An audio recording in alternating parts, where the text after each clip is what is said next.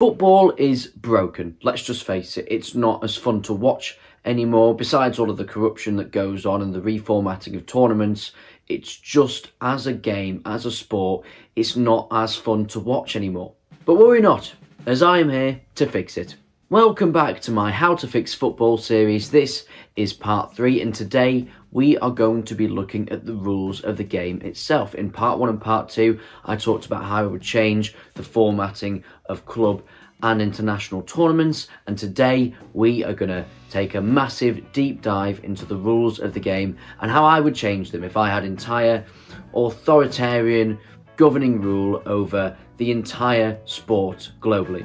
Now, if you've seen my first 2 parts of the series, which I do recommend, obviously, since it's on my channel, I am looking at this through a lens of not what one governing body could possibly do, and these changes aren't necessarily likely in the slightest due to the nature of the structures of these governing bodies and their corruption. However, if I had complete control over every single football governing body in the world and I had like a dictatorial rule over it, what would I do to improve the game for the fans?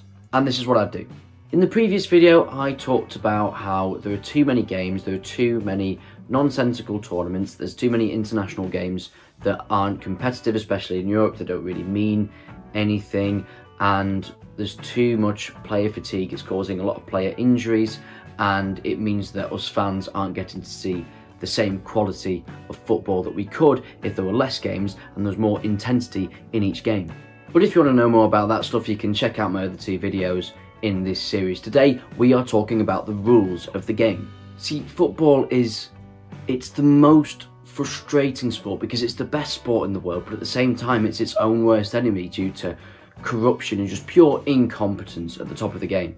And that incompetence mixed with corruption, it's a lovely cocktail, that trickles down into the officiating governing bodies, where they are determined in some cases to over officiate the game, and then in other cases they are completely fine with incentivizing cheating. This kind of stuff, it turns millions of would-be fans off of the game, and rightfully so. Like, my friend Jake, he is a big rugby fan, and me and a few others, we've been trying to get him into football for a while, and he enjoys the general concept of the sport, but he can't get over the consistent theatrics and the rolling around and players feigning injuries, cheating, time wasting, because he feels like, well, why would he support these players? Why would he cheer for these players who are acting like such wet wipes? And that is a very generous term, like absolute idiots.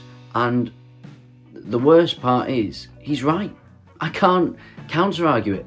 He's completely spot on, and this is a part of the reason why I have fallen out of love with football a bit myself, especially when I see my team, Liverpool, alright? I may as well just hold my hands up, I'm a Liverpool fan, alright?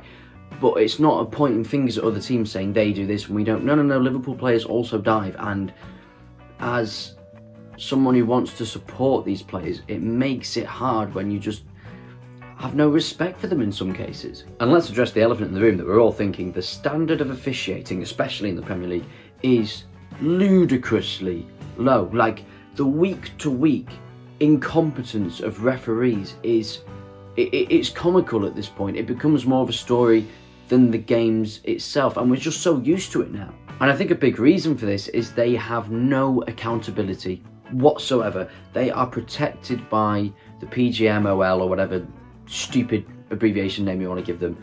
They are protected, they protect each other, and they don't get held to account. So when they make these terrible decisions, they just know it will go away within a week and they're not going to be punished by the referee governing body, but they're not held to the same standard of players. If a player goes out of form for like 5 different games in a row, has an absolute disaster in them, he will be dropped. Referees don't get dropped for bad performances. I'm not into abusing people that I don't know. However, I'm going to immediately contradict myself. This is the reason why pieces of dirt, ultimately like David Coote, think that they can get away with doing things like recording those videos, snorting coke just before a game, and all the other probably 100 scandalous things that have come out since I've recorded this video until it's uploaded. This is why he thinks he can get away with that, because for 4 years, he did get away with it, and he was still in charge of officiating massive games. Are you telling me none of those referees knew what David Coote was up to? They protect each other completely. But I don't just want to focus on the referees, because that's not fair. We have seen a massive breakdown in relations between referees and players or managers and just clubs, in terms of the respect for each other and the communication, and it's really bad for the game. I will happily slate the standard of officiating in this country, as I have already done. I think it's embarrassing, and frankly I think the Premier League should bring in referees from abroad like we do with players. However, that only addresses the symptoms, not the cause. Because, right, we have to understand why referees are so bad right now. You can't just go to finger pointing, that doesn't solve anything. You have to understand both sides. So let's look at the refs side, okay?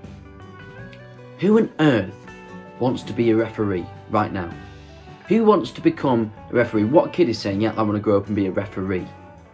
Like, why on earth would you do that? Like, the fact that it's so normalised, just so standard to just abuse referees, at even the top level of the game where the respect should be at its highest.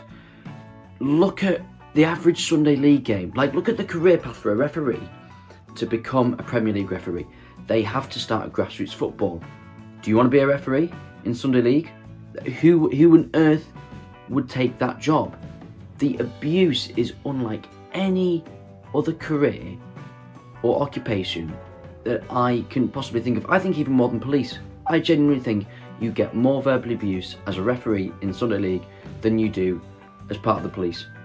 It is insane. Why on earth would you want to try and forge a career path as a referee? I mean, how is a referee supposed to develop and learn their craft in that kind of environment? Like, why would you bother? And it's not like it gets better once you get to the top and work through all of that. If anything, it kind of gets worse because, yeah, okay, the insults on the pitch might not be as visceral, but it's now just expanded on such a broader scale. You get it on social media, your family feel the effects of it. Like, what's the incentive structure here to become a referee? Because if you're not giving out a clear incentive structure and a clear career path that people want to aspire to, then you're not going to get people wanting to become referees. And it shows there's not, I don't think, as many people wanting to become a referee. And as a result, the quality is massively declining due to the lack of people they have available. And the ones that do come through the ranks treat players and managers with contempt and resentment. And frankly, I don't bloody blame them. Like, you would if you'd been through all of that. And then their authority on the pitch is practically non-existent. Hell, even their own colleagues then, with using VAR, overturn their decisions for them. So they're barely even refereeing the game anyway. You've got to remember that these people are human beings like the rest of us, as David Coote has shown.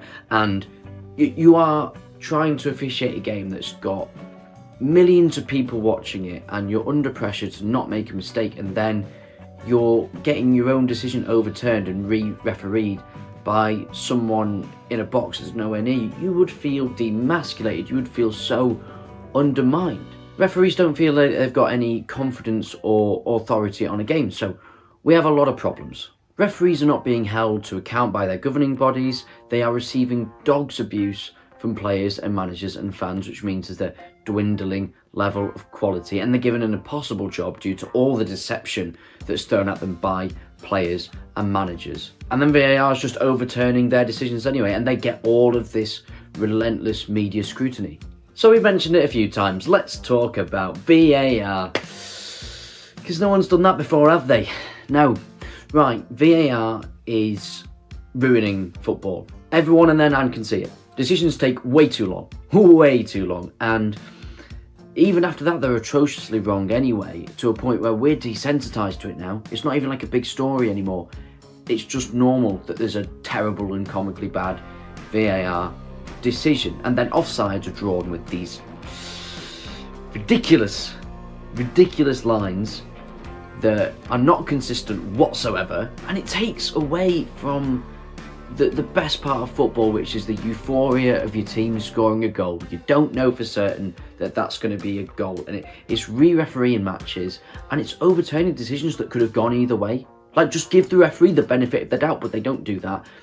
It has not improved enjoyment of the sport in any way. It may have got majority of decisions correct, but it has not improved the game, enjoyment-wise, whatsoever. And can we actually talk about time wasting? Can we have a serious conversation about time wasting? We just don't talk about it. As a 25-year-old man, I have lost patience. I can't turn a blind eye to it anymore. I can't turn a blind eye. It is rampant, and I am so sick of a player being lightly grazed in the knee and then rolling around, getting medical attention for 3 solid minutes while we all had to stop and just twiddle our thumbs and just say to our mate next to us in the pub, "Oh, it's part of the game, innit?" No, I don't accept that anymore. I don't accept it. I'm done with it. It doesn't have to be part of the game whatsoever. Look, players are competitors. They are going to find any little way to gain an advantage within the realms of the rules that they're allowed to. They just will. It's a fact. It's just a sad fact, because today's society is more orientated around materialistic success rather than living life by principles and respectable values and doing things in the right way. It's just a sad fact, and it's not going to change anytime soon. But the governing bodies who make the rules can stop this. They can stop this. They have sat back and done nothing for years while they've just watched this cancer, frankly, and I don't use that word lightly, infect the game, whilst they have just focused on how to fill their pockets more by expanding tournaments and creating new tournaments out of thin air. They have done nothing to stop it. And it's the same with diving. People just assume that football's always been like this, that it's just a part of the very nature of the sport. It's just the whole claim, oh, it's part of the game and we'll shut up about it and just pretend it's not happening. It's not a part of the game by its very nature. It's not always been like that. I remember when I was younger, my dad got me a DVD of the 1966 World Cup final, England versus West Germany, so I could actually, watch England win something for once. Now, I watched the full game and I was blown away. Like, despite the lack of technical ability or tactical complexity, this was one of the best games of football I've ever watched, hands down. The pace was frenetic. Like, if a player got fouled or clipped, he wouldn't go down, but the ref would see that he was clipped, so he would just blow the whistle for a foul. There was no theatrics, there was no arguments. The players respected the referee's authority, they respected each other, they were sportsmanlike. There was no deception. If the foul happened, if someone got clipped, there was no need for any exaggerating of an injury. You just got up. You just got up if you actually went down in the first place. Both teams were trying to attack, the ball was in play so much more, and there was just such a better attitude. And I know, look, I sound like an old man just yelling at the clouds, but is it not better? Is that not a better sport for us to watch?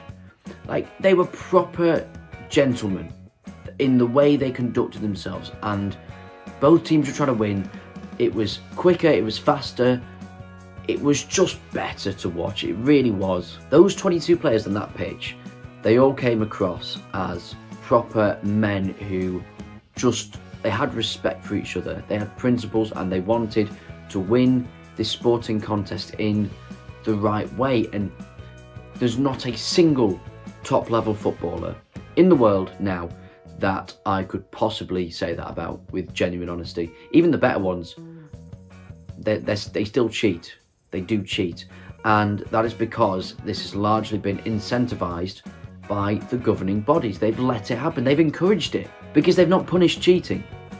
Fact, they have not punished time wasting, diving, simulation, deception of the referee. It's not punished. If the referee doesn't spot it, then they get away with it, and most of the time they do. And it's become normalised. So if you don't punish cheating, then you reward it, because cheating, when you're not caught, works. That's why it's called cheating. Eradicating cheating out of football is easy. It's easy. The problem is you need to have a unified lot of governing bodies who are all on the same page and not self-interested. So that's where we get stuck on in real life. However, you just need to put globally a disciplined structure in place that wipes it out. You need to change the style of officiating as well as a few kind of ancient rules and outdated rules. And right, without further ado, I'm going to stop waffling and complaining because I could do that for 2 hours. Let's get into what I would do. So the first one is refs are mic'd up in any competition in which you have the money, which is most globally. The ref is mic'd up. They do this in rugby and it works excellently. It gives referees more accountability, and you can also then catch abuse that players hurl towards the referee, which I shall get to later. But it means there's more transparency in the ways referees operate. It will also catch referees treating players disrespectfully as well. More on that, managers have the ability 10 times a season in every competition, as in, not per competition, in all competitions, 10 times they have the ability to call a referee interview for that match. This means that they can ask the journalists to ask a question on a specific decision, and again it comes back to the fact it gives referees accountability, and it might also help fans' perspectives if they can actually see these referees as human beings, and then the referee might point something out and go, well, actually I made this decision because of this, and the fans get more transparency into the interviews. Fans don't have to watch the interviews, but they're there if they want to watch them. On the pitch during a game, only a captain can challenge a referee on a decision, and it still must be done respectfully. But protesting a decision is one of the most pointless things to me anyway, because the ref's made a decision. If he's blown for a free kick, he's blown for a free kick. He's not going to just suddenly overturn the decision because some random left winger is shouting at him. I don't understand it. And then when they do it for every decision, then it means nothing when you do protest, but they do it for every little decision, even when it's usually the correct decision. It stops, right? And it will stop player abuse.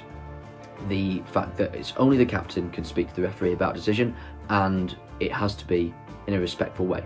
And vice versa, by the way, the referee also has to behave in a respectful way towards all of the players. And in any case of referee incompetence or worse, corruption, there has to be a serious investigation launched into that referee. You'd think that's just the standard anyway, wouldn't you?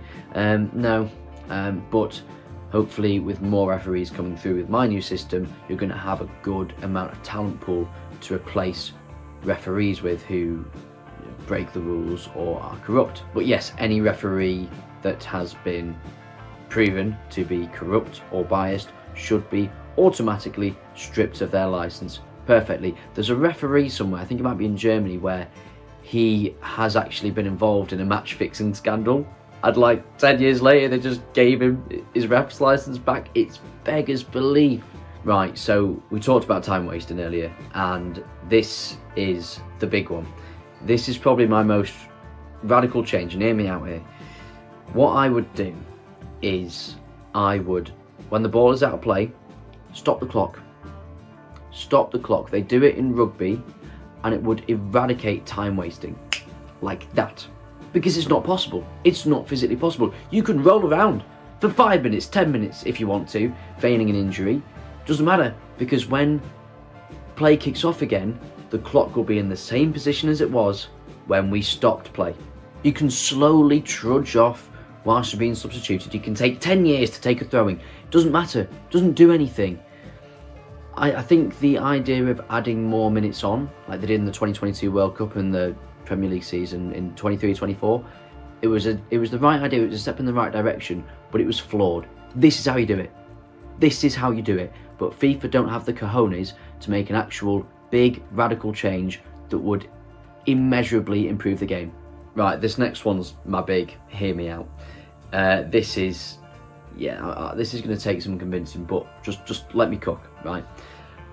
I would reduce games, with the stopping of the clock, I would reduce games to 70 minutes. I know, hear me out. What we would do for full time or half time is, like, okay, so say it gets past the 70-minute mark, the referee can blow his whistle whenever he feels like neither team's about to create a chance, kind of like they do, past the added time they do now. And if you score a goal past 70 minutes or 35 minutes, math, then the game or the half ends immediately as that goal is scored. Now I know, look, 70 minutes, it sounds like it's much shorter, like you're getting less football per game. You're not getting less football.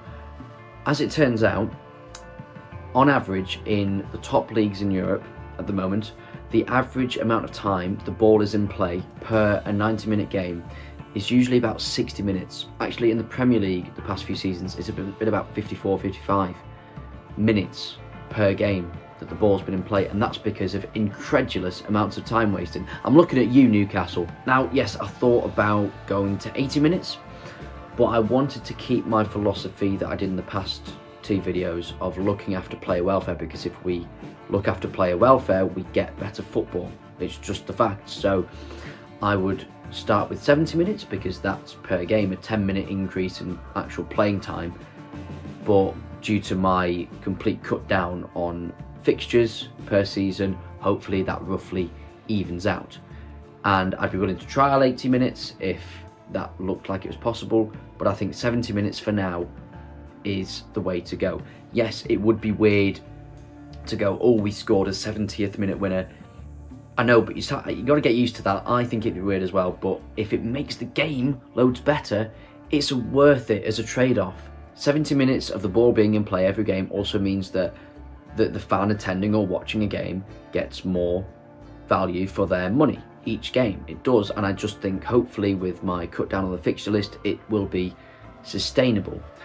And another thing, the rule of the game ending, you know, it happens in rugby. I'm waffling about rugby a lot, but you know what? It's a bloody well-run sport. I think the rule of after the 70th minute, if you score a goal, the game ends. It brings back that drama of golden goal that we used to have like in the mid-2000s. I think that would cause a lot of drama and a lot of fun. It puts more stakes. If you take a shot in the last minute of the game or post 70 minutes, then if you miss, the game's over, and if you score, the game's over. It's all in that one kick. So while yes, I think it would take a bit of adjustment time, and football fans, like many people, myself included, don't like change, and it would be like, oh, you're changing the game, you're ruining the game. I'm not ruining the game. It's making it a lot better, and it would be a hard pill to swallow at first, for me included, but it would make the game so much better if we had more time in play and no time wasting. It would radically improve the game, and I'm willing to argue with anyone who thinks otherwise in a respectful way. Let's hear all points of view. So next one is where it's possible, where the competition has the money, offsides are semi-automated, like they were in the World Cup, like they're going to be next season in the Premier League. Offsides are completely semi-automated, and what you have is linesmen. For now, I would still use linesmen to initially call offsides, and then you can rule those offsides correct or not a few moments after. But I would eventually, once you've got the technology out, I don't think it will take long, transition to using it as basically like a goal line technology. So the linesman's not flagging themselves, making the decision for offside. They, like with goal line technology with the referee, their watch, if a player has gotten the ball who was offside when the pass was played, their watch vibrates. So they raise their flag because their watch is vibrated. And then they can focus on being proper assistant referees and looking for other fouls or misconduct or anything else that's going on. And with football under my control, we will never see Michael Oliver drawing lines on a computer like he's working on a digital art project ever again. Ever. I needed to vent that. And more on that, offside is now moving to a system of, it is now not any part of the body that can be called offside.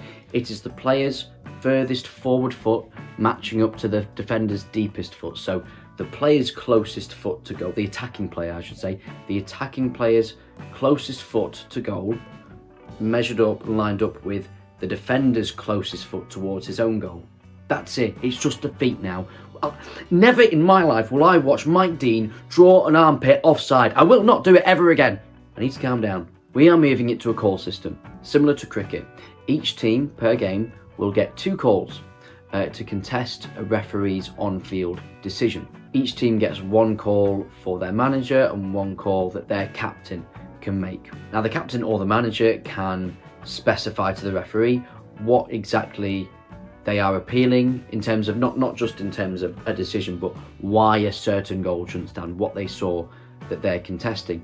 And the appeal has to be associated with the overturning of a red card, a penalty or a goal. That's it. And since the clock is stopped when the ball's not in play, no time is wasted in the game whatsoever when making these VAR calls. And if a team contests a decision and they make a call, if the referee decides then to go with their contest and overturn his on-field decision, then the team that made the call will keep that decision, that they can keep that call, so they will still have 2 calls remaining. So say if West Ham, they have 2 calls in the bank and they concede a penalty to Newcastle, they then appeal that penalty to want it to get overturned. The referee goes to the screen, looks at it, he does overturn it, then West Ham still have those 2 calls in the bank. So let's say the referee stuck with his on-field decision, Newcastle still have the penalty. That would mean that West Ham lose that call, so they're down to 1 call. They can say the captain called for that and the referee stuck with it. Now the West Ham manager is the only one that has a VAR call remaining. And in all cases, the referee goes to the screen and makes his own mind up about the incident. There's no one else in Stockley Park or whatever telling him what to do, saying he's made the wrong decision, making the calls themselves. No, it is purely the referee will go to the screen and make his own judgment. The people working in VAR are purely there, they're not even referees, they're purely there to show him as many different angles as he needs. The structure is fair, it gives the captain some more importance, so it puts more importance on who you're choosing for your captain, and it means that if a decision doesn't go your way, most of the time your anger is going to be directed at your captain or manager for not calling out an infringement that happened, or calling some wrong ones which meant that they ran out of calls so that they couldn't then appeal a later decision. And if your team scores a goal and your opponents have no VAR calls remaining, you have definitely scored that goal. There's no overturning it, it's done. And once again, that will be on your team for wasting 2 VAR calls on invalid contests. So that's where your anger would be. And you can't use VAR calls for time wasting because, as we know, the clock is stopped. Sorry, Jose, I know you'd have tried that one. Next up, so any minor attempt of deceiving the referee or any unsporting behaviour, such as it can be diving, claiming handball, exaggerating an injury, or asking for a card, any kind of deception or disrespect towards the referee, will be punished with a 5-game ban. If a player unfairly impedes or clips an attacker or fouls them in any way, it is a foul whether they go down or not. All of these unsporting playing offences are counted on a player's global career record. It doesn't matter which competition, friendlies even count. It's their career record, it's not exclusive to one competition. So the first time they do it, it's a 5-match ban. The second time they do it, it's a 6-match ban. Every time they commit the offence again, the ban increases by 1, and that is career long. There's no wiping of the record. It extends by 1 game each time you can do it, and you can have a gap of 10 years of the offences. That's how severe I'm going. All of these offences as well can be punished after the game. So even if the ref doesn't see it, if you get away with it during the game, or you con a referee into giving someone a red card, but whatever, even if you succeed, it can and will be punished retrospectively after the game with all the cameras that are available. This might seem really harsh, and it probably will be quite harsh in the beginning, and because the players are so used to doing it, it will probably get a lot of players banned early on that you go, well, why is he missing 5 games? It's not that big a deal, but clamping down on it, on even the smallest infraction, even the smallest, that is the only way you're going to eradicate it. It's the only way to do it. Due to the financial reward that's at stake in the game, players, managers, and frankly owners are going to find any loophole they can to cheat and to win. So you have to clamp down on that with an iron fist, as harsh as it will seem initially, and you also have to change the standard of what constitutes a foul as well, so that you're still protecting attacking players. And yes, it will come with its hiccups, and you might have some players swept along the way when it wasn't really that big an infraction. But if you draw a really harsh line and follow through on the punishments every single time, and that's a clear deterrent, after a while, it will all just go away. It will all stop. None of that rolling around, players acting like pathetic divas. It will all go. It will be gone, because they don't need to do it now. Like, if you get hit on the shin, or even if you get like a bit of a nasty tackle and you get hit on the knee, there is no reason to roll around. There is no, you might hold your knee and be down for a little bit. It might knock the wind out of you. You do not need to roll around and make these faces. You don't need to do it. And it will be eradicated completely with these harsh punishments. And leagues at all levels, in all countries where the game is played, they must hand out heavy bans to players who abuse referees. They have to. And even at Sunday League level, if a player is aggressive or overtly abusive towards a referee, and that is proved, it can be, you know, there's evidence of it, it's recorded or whatever, then that player must be banned from the league, and they must be banned from competing in any Sunday League team. You can use an ID system for it, where you have to have a specific ID, you know, for the league to play in the league as a player, and you can get banned from playing in that league. It just has to go.